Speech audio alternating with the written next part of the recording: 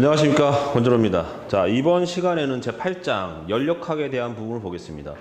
우리 교재 연력학에 대한 부분이 잘 나와 있는데 이 교재 내용을 보다 보면 좀 이해가 안 가는 부분도 있고 좀 어렵게 되어 있는 부분도 있고요. 뭐 이렇게 확실하게 자세히 설명해 놓지 않은 부분도 있긴 합니다. 그런 부분들은 안 하셔도 됩니다.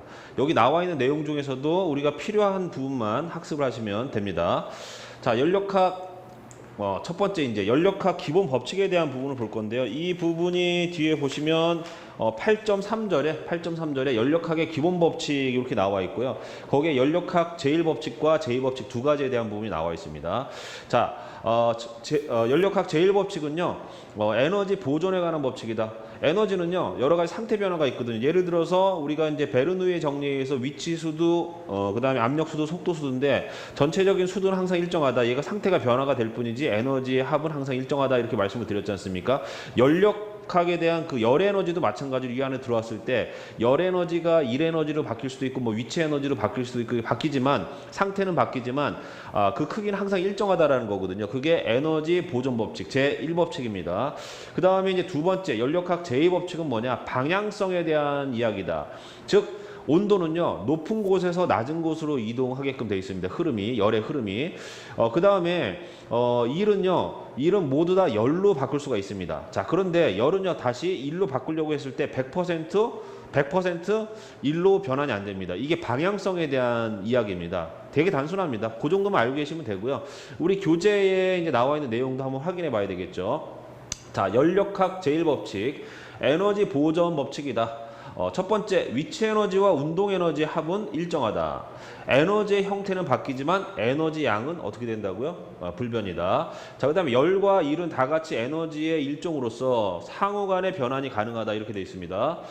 자, 그 다음에 뭐 열의 일당량, 일의 열당량 뭐 이런 부분들이 나와 있는데 여기 보시면 뭐 W는 JQ 해서 우리 교재에 그 W는 일이고 Q는 열량이고 J는 열의 일당량이고 그 다음에 A는 일의 열당량 이렇게 되어 있습니다. 뭐 우리가 이 용어를 자주 써먹는 건 아닌데 우리 교재에 그 내용이 나와 있으니까 그 정도만 확인하시면 될 것 같습니다. 여기 J와 A가 있죠. 네, 그 정도까지만 보시면 될 것 같아요.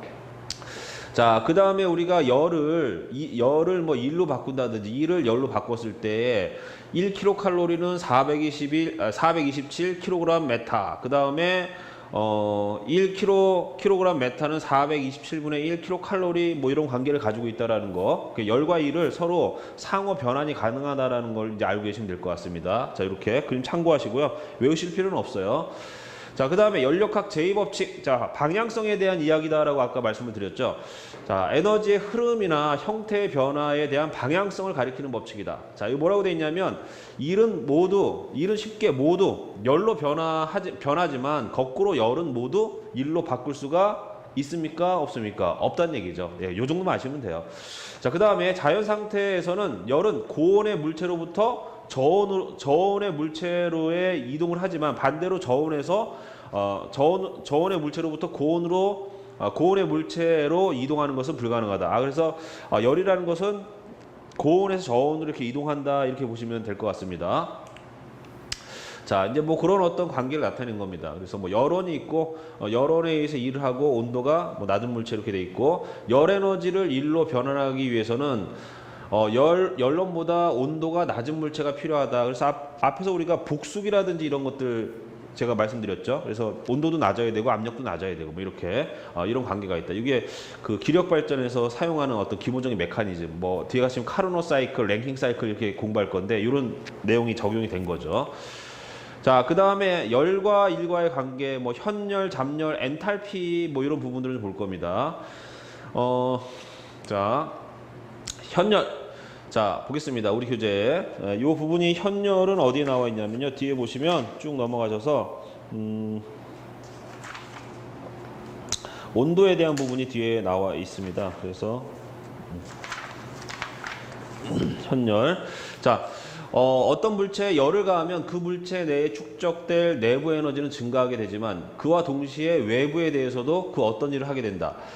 이 내부 에너지를 증가시킨 열량의 일부는 물체의 온도를 높여주기 위해 사용이 된다. 이 열을 현열이라고 한다. 그래서 이건 뭐냐면 이제 물을 우리가 끓이지 않습니까? 그러면 물의 온도가 0도, 1도, 2도 쭉 올라가잖아요. 이렇게 물의 온도를 높이는 데 사용되는 열을 현열이라고 하고요. 그 다음에 얘가 이제 물이 온도가 올라가서 100도씨가 넘어가면 끓게 되지 않습니까? 비등을 하게 되거든요. 비등을 하면서 이 물이 증기로 바뀌게 됩니다. 이 열을 잡열이라고 합니다. 자, 여기 보시면 잡열. 이때 다른 부분의 열은 융해, 증발 등의 상태 변화를 일으킨다. 즉 얼음을 녹여서 물로 만든다든지, 그 다음에 물을 끓여서 비등을 시켜서 증기로 만든다든지, 이건 이제 상태 변화라고 하는데, 이렇게 상태 변화가 있을 때는 온도의 변화는 없어요. 예를 들어서 이 얼음을요 녹여서 물로 만들 때는요 완전히 다 녹아서 물이 될 때까지 온도가 0도를 유지합니다. 그 다음에 물을 끓여가지고 기체를 만드는데 얘가 비등할 때 100도씨에서 비등한단 말이에요. 예를 들어서 자, 그러면 이게 수증기가 있다고 하더라도 얘가 다 끓어서 완전히 물이 하나도 없고 증기가 될 때까지 100도씨를 유지합니다. 그러다가 물이 하나도 없고 전부 다 증기로 바뀌게 되면 그때부터 증기의 온도가 올라가요. 얘를 과열증기라고 하거든요. 자, 잡열. 이때 다른 부분의 열은 융해, 증발 등의 상태 변화를 일으키기 위해서 사용되는데 이 열을 잡열이라고 한다. 예. 자, 그 다음에 엔탈피. 자, 엔탈피는요 어떤 물체에다가 에너지를 가하게 되면 이 에너지 자체적으로 뭐 온도가 올라간다든지 에너지가 축적이 됩니다. 자, 그 다음에 그 어떤 물체에 에너지를 가하게 되면 이 물체가 외부에서 받는 힘이 있어요. 힘이 있는데 걔가 자기 어떤 그 모양, 형태를 유지하기 위해서 외부에 눌려진 어떤 힘에 반발하고 있는 거죠. 예를 들어서 우리가 풍선을 불면 대기압에 의해서 풍선이 이렇게 눌리기 때문에 평상시에 납작하지 않습니까? 근데 그 안에다가 바람을 불어넣게 되면 바람이 안으로 들어가서 얘를 바깥으로 밀어서 대기압에 저항해서 밀어가지고 밖으로 팽창하여서 어떤 형태를 유지하고 있잖아요. 뭐 이렇게 유지하는 어떤 능력, 외부의 힘에 의해서 가해지는 그 에너지에 유지하고자 하는 어떤 능력, 이런 것들을 엔탈피라고 합니다.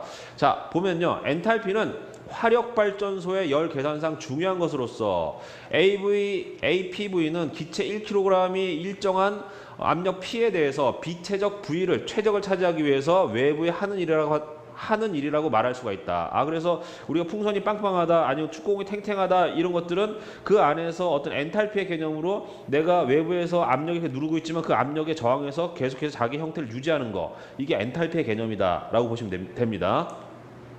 자, 그래서 여기도 뭐 압력에 대한 부분이 나와 있죠. 외부에서 이렇게 딱 누르는데 얘가 이 누르는 거에 찌그러지지 않을 만큼 에너지를 갖고 있으니까 자기 형태를 유지하는 거죠. 이게 엔탈피라는 얘기죠. 자, 엔탈피는 내부 에너지 플러스 기계적인 에너지다. 그래서 외부에서 누르는 힘에 견디고 또 내부적으로도 자기가 어떤 열량을 가지고 있어요. 뭐 이런 것들을 엔탈피라고 한다. 자, 그 다음에 이제 8.5절로 가시면 기체의 상태 변화에 대한 부분이 있습니다. 뭐 등온 변화, 뭐 단열 변화 이렇게 있는데 등온 변화는 뭐냐? 온도가 일정하다는 얘기죠. 자, 온도가 일정한 상태에서 요게 이제 압력이고 요게 최적이거든요. 온도가 일정한 상태에서 압력과 최적이 무슨 관계가 있느냐? 온도가 일정한 상태, 어떤 풍선이 있단 말이야. 자, 이 상태에서 얘를 온도가 일정한 상태에서, 그러니까 온도를 변화시키지 않는 거. 이 상태에서 얘를 눌러요. 누르면 부피는 작아지죠. 부피는 작아지는 대신 얘는 작아지는 대신에 압력은 어떻게 되는 거예요? 올라가는 거 아닙니까? 그래서 얘가 항상 일정한 값을 가지는 거예요. 얘가 작아지면 얘가 커지는 거고, 얘가 작아지면 얘가 커지는 거죠. 자, 온도가 일정한 상태에서 일정량의 기체는 그 용적 부위와 압력 P가 서로 반비례한다. 아, 그래서 뭐 당연한 거 아닙니까? 누르면 압력이 커지지만 작아지는 거 아니에요. 팽창하게 되면 압력이 낮아지지만 부피는 커지는 거죠. 자, 압력이 일정하다면 일정량의 기체는 온도에 비례해서 용적이 변화하는 성질을 가지고 있다. 얘는 이제 압력이 일정하다고 했을 때 온도를 높이게 되면 얘가 팽창하잖아요. 이렇게 팽창하니까 뭐 그 얘기죠. 그래서 온도에 비례해서 용적이 변화하는 성질을 가지고 있다. 뭐 당연한 얘기 아닙니까? 그 다음 이 수식으로 따지면 여기 이제 압력이 일정하다고 하면 얘가 지금 R이라는 게 일정한 값을 가진 거거든요. 그러면 부피가 늘어났을 때 얘가 일정해지려면 온도도 이렇게 올라가야 되는 거고, 얘가 낮아지면 얘가 낮아져야지, 같이 비례적으로 낮아져야지 얘가 일정한 거죠. 예를 들어서 온도가 부피가 2배가 되면 온도도 2배가 되면 이 약분이 되잖아요. 그런 관계를 이야기하는 거죠. 예. 자, 그 다음에 단열 변화. 이건 뭐냐? 에너지를 주고받는 게 없다는 얘기예요. 열 자체가 차단이 됐다는 얘기입니다. 자, 팽창 또는 압축 과정에서 외부와의 사이에 열의 출입을 완전히 차단하였을 때 생기는 기체의 변화이다. 그래서 P의 V의 감마는 K다. 이렇게 나타낼 수가 있죠. 자, 그렇게 보시고 그 다음에 이제 엔트로피에 대한 부분을 보겠습니다. 앞에서 우리가 엔탈피에 대한 부분을 봤거든요. 우리가 나중에 그 발전 설비 어떤 효율이라든지 이런 것들을 이제 우리가 따질 때 뭐 PV 선도라든지 TS 선도라든지 IS 선도 뭐 이런 것들 쓸 건데 그때 I는 엔탈피고요. S는 엔트로피의 개념인데 이 개념을 활용을 합니다. 근데 그 중에서 우리가 엔트로피라는 개념을 사용을 할 건데 이 엔트로피는 명확하게 어떤 정의가 내려져 있지 않아요. 우리는 이 엔트로피는 이 정의보다는 요 수식에, 요 관계에 집중해서 얘를 암기하시면 돼요. 자, 우리 교재에도 그래서 엔트로피를 뭐라고 정확하게 정의 내리기는 어렵다 이렇게 돼 있고요. 그냥 개략적으로 두리뭉실하게 설명이 되어 있습니다. 뭐라고 되어 있느냐? 물질이 절대 온도에서 어떠한 열량을 얻었어요. 내가 뭐 700 켈빈인데 어떤 열량이 1000칼로리가 내가 0칼로리 뭐 0칼로리는 그렇고 뭐 500칼로리의 어떤 열량을 가지고 있었는데 얘가 1000칼로리가 들어왔습니다. 그럼 변화량은 1000칼로리의 변화량 DQ가 남아 있는 거 아니에요? 이렇게 되는 거 아닙니까? 자, 이러한 상태일 때 요 열량을 이 절대 온도로 나눈 것을 우리가 엔트로피의 증가라고 합니다. 자, 이렇게 이게 왜 그러냐면 나중에 요 수식을 잘 보시면 요 델타 Q라는 게 에너지의 열량의 증가, 즉 에너지 증가량인데 얘를 넘기게 되면요, 이 엔트로피하고 절대 온도를 곱하게 되면 이게 열량이 되는 거예요. 열량, 에너지. 그 관계만 잊어버리지 않으면 돼요. 나중에 우리가 TS 선도를 그릴 건데 그 TS 선도 내의 그 단면, 그 면적이 우리가 열량이 되거든요. 그때 쓸 겁니다. 자, 요것만 안 잊어버리시면 돼요. 자, 요거 외우시고 중요한 거는 요 정의보다는 요 공식이 가지고 있는 의미다. 그래서 아까도 말씀드렸던 것처럼 요 Q라는 것은 엔트로피와 절대 온도를 곱한 게 Q다라고 보시면 됩니다. 자, 요게 중요합니다. 자, 그래서 뭐라고 되어 있느냐? 엔트로피는 연력학의 계산상 아까 제가 엔트로피와 절대 온도를 곱하게 되면 그 열량, 에너지라고 말씀드렸지 않습니까? 어떤 면적이 나올 건데 걔가 그 열량이 되는 거예요. 그래서 계산상 굉장히 편해요. 자, 엔트로피는 연력학상의 계산상 물질의 상태를 나타내기 위해서 가상적으로 정한 것이다. 실질적으로 존재한 게 아니라 우리가 어떤 가상적으로 정한 어떤 그 값이에요. 어떤 정의다. 자, 가상적으로 정한 것으로서 열 사이클을 생각하는데 매우 편리한 것이다. 자, TS 선도를 그릴 때 TS 선도라는 게 이렇게 되는 거고요. T. 아까 우리가 절대 온도가 있었고 여기가 S거든요. X축이 S, 엔트로피. 그 다음에 Y축이 T, 절대 온도. 자, 그러면 얘가 여기서 어떠한 이렇게 면적이 이렇게 나온단 말이에요. 이렇게 면적이, 어떠한 면적이 예를 들어서 이렇게 나옵니다. 자, 그러면 요 면적이라는 것은요, 높이 곱하기 밑변이니까 요 면적은 요게 절대 온도가 T1이라고 하고 요게 S가 요 부분이 S2, 요 부분이 S1이라고 하면 요 사이의 거리를 S2-S1으로 볼 수 있는 거 아닙니까? 요거 곱하기 T라고 하는 것은 얘가 열량이 되거든요. 열량 Q. 왜 그러냐면 앞에서 우리가 DS라는 것은 T분의 DQ라고 엔트로피를 우리가 정의를 했지 않습니까? 그래서 양변을 T를 곱하게 되면 얘가 이렇게 가기 때문에 요 Q라는 것은, 열량이라는 것은 엔트로피와 온도를 곱한 것이거든요. 그래서 이러한 면적을 통해서 어떤 열량을 계산해내고 그 면적 가지고 우리가 효율을 따질 거거든요. 뒤에서 제가 TS 선도 설명할 때 말씀을 드릴 겁니다. 자, 그래서 이러한 개념으로 가게 되면 뭔가를 계산해내는데 굉장히 편리하기 때문에 우리가 어떤 선도가 이런 그래프가 PV 선도라는 게 있고요. 그 다음에 TS 선도라는 게 있고, 그 다음에 IS 선도라는 게 있는데 우리는 주로 얘를 많이 사용합니다. 얘를 가지고 계산하기가 편하기 때문에. 그래서 우리가 존재하지 않는 어떤 가상의 어떤 것, 엔트로피를 사용하는 이유가 여기에 있다라고 보시면 될 겁니다. 자, 엔트로피 설명을 드렸습니다. 그 다음에 뒤로 넘어가시면 이제 포화 증기와 과열 증기에 대한 부분이 나옵니다. 우리가 증기의 어떤 상태에 대한 부분을 좀 알아야 되는데, 앞에서 제가 기력발전소의 개요를 설명할 때 뭐 습증기니 뭐 습도가 높으니 건조도니 뭐 이런 설명을 드렸을 거예요. 자, 그게 여기서부터 나온 거예요. 자, 여기 보시면 키워드가 포화 온도, 포화 수, 포화 압력, 그다음에 습증기, 건조 포화증기, 포화증기, 건조도, 과열증기, 과열도 이렇게 나와 있습니다. 자, 요거를 찾아서 체크를 합니다. 아마 우리 교재에 굵은 글씨로 나와 있을 거예요. 8.7.1 포화증기와 과열증기에서 굵은 글씨로 나와 있을 겁니다. 자, 포화온도, 포화수, 포화압력이란 뭐냐? 내용을 좀 보겠습니다. 일정한 압력 하에서 물을 가열하면 물의 온도는 상승해 가는데 어느 일정한 온도에 이르게 되면 온도의 상승은 거기서 멈춘다. 자, 요게 이제 포화온도예요. 포화온도. 자, 가해진 열은 그 물을 증발하는 데만 소비가 된다. 가령 순수한 물을 표준 기압 760mHz에서 가열하면 물의 온도는 100도씨까지 상승해서 거기 정제한다. 자, 이렇게 물을 아까 제가 말씀드렸지만 물을 0도에서부터 100도까지 쭉 이제 열을 가하게 되면 온도가 쭉 올라간단 말이에요. 이걸 현열이라고 했죠. 자, 올라가다가 얘가 비등을 하기 시작하면 물이 증발이 됩니다. 그럼 에너지는 가해지지만 물의 온도는 아까는 0도에서 100도까지 올라갔지만 이게 끓기 시작하면서 기체도 그렇고 수증기도 그렇고 밑에 있는 물도 그렇고요. 온도가 안 올라갑니다. 100도씨에서 딱 멈춰져 있습니다. 어떻게 될 때까지? 물이 전부 다 끓어서 물이 하나도 없어지고 전부 다 증기가 될 때까지. 자, 이 온도를 포화 온도라고 합니다. 포화 온도. 자, 그 다음에 이때 물이 끓을 때 그 끓는 그 지점, 비등하는 그 지점에서의 그 물을 포화수라고 합니다. 자, 그 다음에 요런 어떤 그런 그 물이 끓는 지점 있잖아요. 물이 끓는 지점이 압력에 따라서 틀리거든요. 예를 들어서 뭐 산악 지역에 가면 우리가 물이 빨리 끓잖아요. 압력이 낮으니까. 그다음에 압력이 높으면 100도씨보다 더 높은 온도에서 끓게 되거든요. 그래서 얘가 물이 증발하는 그 지점이 압력에 따라서 틀려집니다. 그래서 압력의 변화에 의해서 그 증발하는 지점을 쭉 따라서 그리는 것을 따라서 이제 그리게 되는데 걔를 이제 포화 수선이라고 하고요.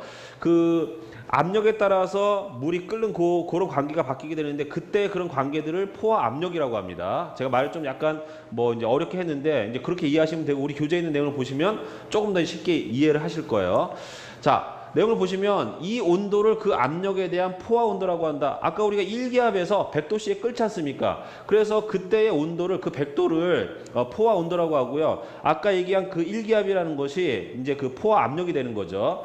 자, 포화 온도에 있는 물을 포화수라고 한다. 끓고 있는 물, 비등하고 있는 물. 자, 포화수의 온도와 압력과의 관계 사이에는 일정한 관계가 있는데 그 압력을 포화 압력이라고 한다. 1기압에서는 100도씨에 끓지만 2기압에서는 예를 들어서 뭐 50도씨 2기압에서는 뭐 150도씨에 끓는다. 그러면 이제 그런 관계가 있다라는 얘기예요. 자, 그 다음에 습증기, 건조 포화증기, 포화증기 이렇게 되어 있습니다. 자, 물이 끓어요. 그럼 물이 아직 비등하고 있는 상태에서 물이 남아 있습니다. 그 다음 위에 증기가 있죠. 물이 포함이 되어 있다. 얘를 습증기라고 합니다. 다 끓었어요. 다 끓어 물이 전부 다 증기가 됐습니다. 물이 한 방울도 없어요. 얘를 건조 포화증기라고 합니다. 그 다음에 요 두 개를 합쳐서 다시 이 두 가지를 합쳐서 또 건조 포화증기라고도 합니다. 자, 내용을 보면요. 포화수를 다시 가열하면 점차 증기로 바뀌면서 최적은 크게 늘어난다. 이 현상을 증발이라고 하는데 이때 가열을 급속하게 하면 내부에 기포가 발생해서 물을 약동시키게 되는데 얘를 뭐라고 하느냐? 비등이라고 한다. 비등. 자, 물이 전부 증발할 때까지 가해진 열은 물을 증기로 바꾸는 데에만 소비가 되고 온도는 포화 온도에서 머물러 있다. 100도씨에서 제가 안 올라간다라고 말씀드렸죠. 자, 이 상태에서 수분과 증기가 공존한다. 수분이란 밑에 액체가 있다는 얘기예요. 증기는 위에 이제 기체 상태를 얘기하는 거죠. 이렇게 공존하는 상태를 뭐라고 하느냐? 습증기라고 한다. 습증기. 자, 다시 이것을 가열해서 완전히 증발시키게 되면 수분이 전혀 없는 증기로 되는데 얘를 건조 포화 증기라고 하고 이 양자를 포화 증기라고 한다. 그래서 습증기와 건조 포화 증기 두 개 합쳐가지고 포화 증기라고 하고요. 물이 하나도 없는 기체인 상태만 이런 것들을 건조 포화 증기라고 한다. 자, 봤습니다. 자, 그 다음에 건조도는 뭐냐? 액체와 기체의 비율이 얼마가 되느냐? 물을 끓이게 되면 이제 여기 액체 상태로 남아 있는 거고요. 기체 상태로 남아 있지 않습니까? 얼마나 되느냐? 자, 습증기 1kg 속에 Xkg의 건조 포화증기, X는 이제 증기의 양, 기체의 양, 증기의 양을 이야기합니다. Xkg의 건조 포화증기가 포함되어 1-Xkg이 물일 경우에 X를 그 증기의 건조도, 1-X를 습도라고 한다. 이렇게 보시면 될 것 같습니다. 자, 그 다음에 얘를 끓이게 되면 아까 제가 말씀드렸던 것처럼 물이 100도씨에서 끓어가지고 증기로 막 바뀌고 있어요. 아직 밑에 액체가 남아 있습니다. 이 상태에서는 온도가 안 올라가요. 자, 그런데 열을 이제 계속 가하니까 이 물 자체가 전부 다 증발이 돼서 전부 다 기체가 됐습니다. 액체가 하나도 없어요. 자, 이때부터는요 온도가 올라갑니다. 그 온도가 올라가는 증기를 뭐라고 하느냐? 과열 증기라고 한다. 자, 건조 포화 증기를 다시 더 가열하면 온도는 포화 온도를 넘어서 올라가게 된다. 포화 온도 이상으로 가열된 증기를 과열 증기라고 하고, 포화 온도와 과열 증기 온도와의 차를 과열도라고 한다. 네, 이 정도까지 보시면 됩니다. 과열 증기. 자, 우리 교재에 보시면 이제 그 PV 선도가 나올 거예요. P는 압력이고 V는 최적입니다. 보시면 PV 선도에 보시면 이러한 곡선이 나오는데요. 자, 여기 보시면 여기 이제 그 부피가 있고 여기 압력이 있습니다. 자, 어떠한 그 상태에서 어떠한 물체를 지금 온도를 올렸어요. 자, 온도를 올리게 되면요, 얘가 물이 끓어요. 이 상태에서 얘가 물이 이제 비등을 하면서 압력은 일정하다라고 하면요, 우리가 부피가 늘어나는 거, 물이 끓으면 이제 기체가 이게 커지잖아요. 팽창하지 않습니까? 부피가 늘어납니다. 이렇게 쭉 늘어나다가 얘가 어느 지점에 가게 되면요, 요게 뭐냐면 요게 물에서 기체로 바뀌는 요 한계 지점이고요. 압력에 따라서 얘가 이제 변화가 되는 거거든요. 그 다음에 요건 뭐냐면 습증기, 즉 물과 여기는 이제 물하고 기체가 공존하는 상태인데, 요 지점을 넘어가게 되면요, 얘가 쭉 가다가 여기서부터는 모든 물이 다 증발이 돼서 기체만 남아 있어요. 자, 이 상태가 되면요, 얘가 요 상태를 넘어가게 되면 온도가 올라가는 과열 증기 영역으로 갑니다. 얘도 마찬가지로 어떠한 상태에서 얘의 온도를 쭉 올리게 되면 얘가 물의 온도가 쭉 올라가다가 요 지점을 지나가게 되면 여기서 물이 끓으면서 물과 증기가 공존하게 되는데, 물이 끓으니까 부피가 이렇게 늘어나겠죠. 이렇게 쭉 늘어나다가 계속 온도를 가게 되면 물이 다 증발돼서 기체만 남아요. 그러면 얘가 증가하면서 부피가 증가하면서 온도가 쭉 올라가겠죠. 자, 그래서 요 지점이 뭐냐? 요 지점이 물에 액체만 있는 지점. 그 다음에 요 지점이 뭐냐? 물과 기체가 공존하는 지점, 습증기. 자, 요 지점이 건조 포화 증기. 자, 요게 넘어가면 과열 증기가 되는 거죠. 이렇게. 자, 그래서 여기 보시면 이쪽이 물에서 증기로 넘어가는 요 직선을 포화 수선이라고 합니다. 여기까지 딱 끊어서. 자, 그 다음에 요 부분이 포화 증기선이거든요. 여기가 포화 증기 상태, 즉 습증기의 물과 이제 증기가 공존하는 습증기 상태에서 요 지점을 넘어가게 되면 건조 포화 증기가 되는 거고, 요 상태로 이쪽 영역으로 가게 되면 얘가 그 과열 증기가 되거든요. 그래서 요 부분을 K라는 지점을 딱 잘라가지고 요쪽에 있는 것은 포화수선, 요쪽에 있는 것은 포화 증기선이라고 합니다. 자, 그 다음에 요 꼭지점에 보시면 인계점 K가 나오는데, 자, 밑에 하단부의 곡선을 보시면 여기 보시면 뭐 A1, B1, C1, D1에서 이렇게 변화가 될 때는요, 이 액체가 열을 받았을 때의 액체 상태, 그 다음에 습증기 상태, 그 다음에 여기 이제 과열 증기 상태로 가게 되거든요.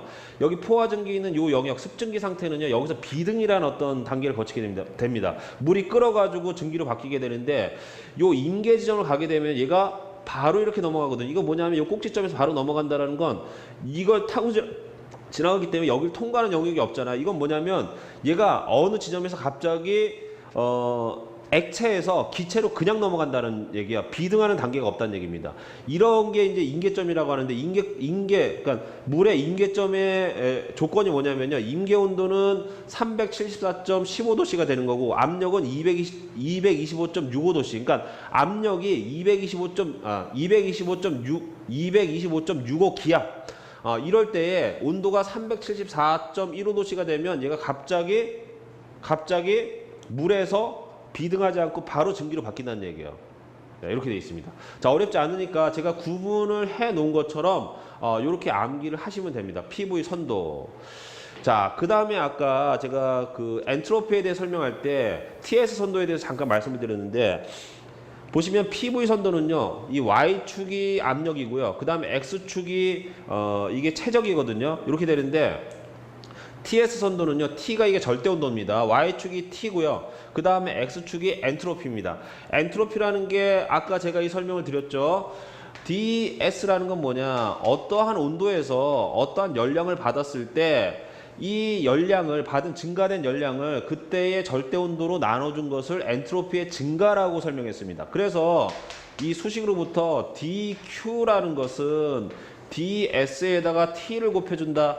자, 이 TS 선도에서 예를 들어서 요 지점에 요 면적을 이제 구할 겁니다. 자, 면적을 구한다라는 건 높이에다가 밑변을 곱해주면 이 넓이가 되잖아요. 이 면적이 되잖아요. 그러면 높이가 t고요. 그 다음 밑변이 지금 s니까 이 면적이 나타내는 것은 열량이라는 거 아니에요. 에너지.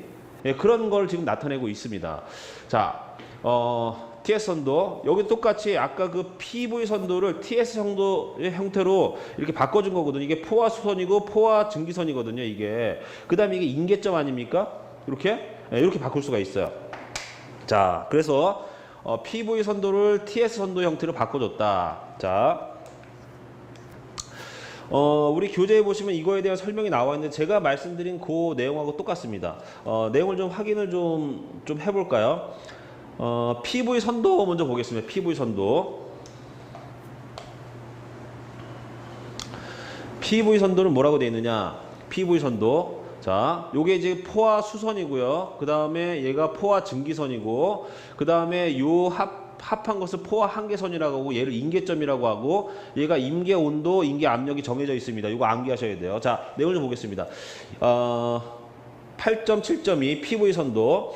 이상 설명한 것을 압력 P kg/cm 제곱을 P 기압을 세로축으로 가로축에는 비용적 부위를 취해서 PV 선도로 나타낸다. B1에서 B3를 포화수선이라고 합니다. 요거 B1, B2, B3 포화수선.